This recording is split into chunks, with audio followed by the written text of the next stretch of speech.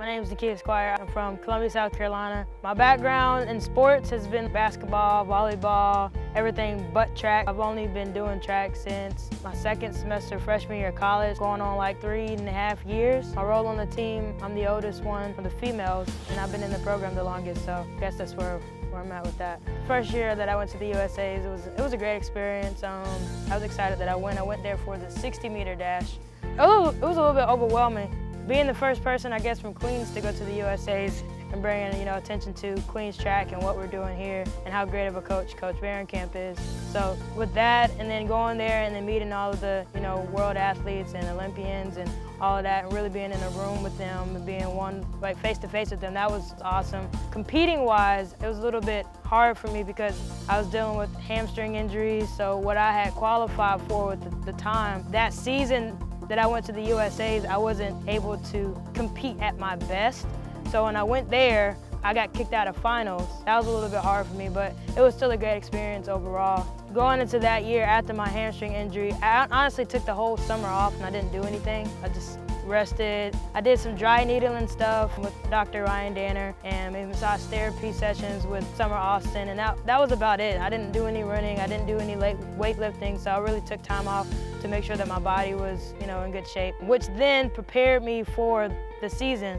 And I came back and I finally got in the swing of things, and I actually felt like I could do what I needed to do and my body felt healthy. First time I went to nationals, I was ranked #1 for the 6-meter dash.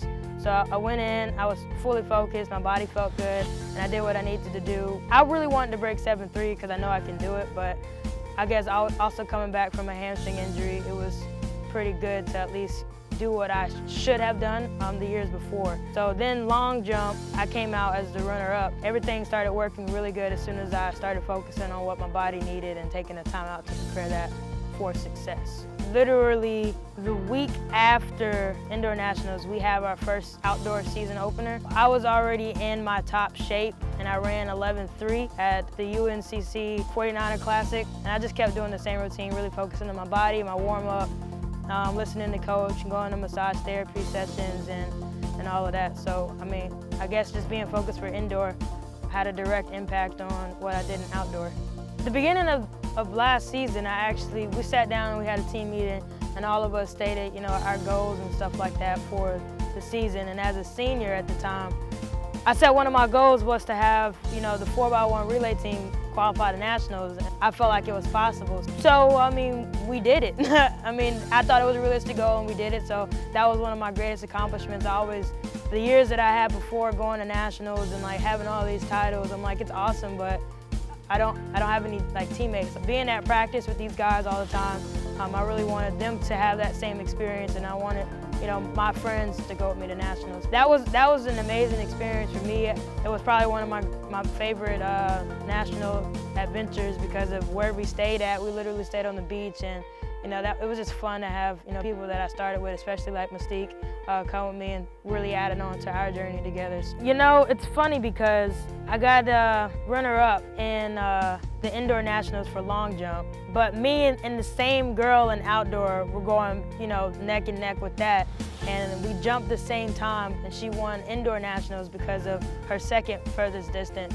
And so we go in and we're doing the outdoor nationals, and I jumped 6:47 and she jumped 6:46. That was an amazing experience, but like I said, it's just, once you're at nationals and you're around these other great athletes, more like a respect. All the athletes that go to nationals, they respect each other and we talk to each other all the time. It was a good experience. I think I have a little bit more of an advantage because I had literally just got finished running the 100-meter dash prelim, and I went back over there, so my body still had that adrenaline in it, so I went out and popped the winning jump. When we first started this indoor season, so I had to train all by myself, which sucked. Coach V could give me workouts, but I couldn't train with the team. I came in, I started running with the team in January. My first couple of meets, I kept running 7.6s, and something wasn't right, obviously. I had ran unattached in December, I ran 7:49. So coach was like, I don't know if we're gonna get into nationals this year. I don't know if we're gonna, get to USA's this year. Based off of that, we didn't know if my times from before would allow me to to qualify and get in that. That was struggling for me, so I had to take time, literally 2 weeks off of not practicing, doing bike workouts. I ended up qualifying for the USAs and going into that. So this year, my goals for this will be to try to stay as healthy as possible and to really focus on my body and try to prepare to run 7.3s while I'm at the USAs. But I also know that my situation is different from everybody else because USA track and field indoor nationals, that's everybody else's national championships. So after that week, they're diving into or taking a break before their outdoor season. But the week right after that, for me, I have to go to NCAA indoor national championships. My mind is better and I'm more prepared mentally and physically than I was last time, but I'm also aware of my other obligations to the track and field team.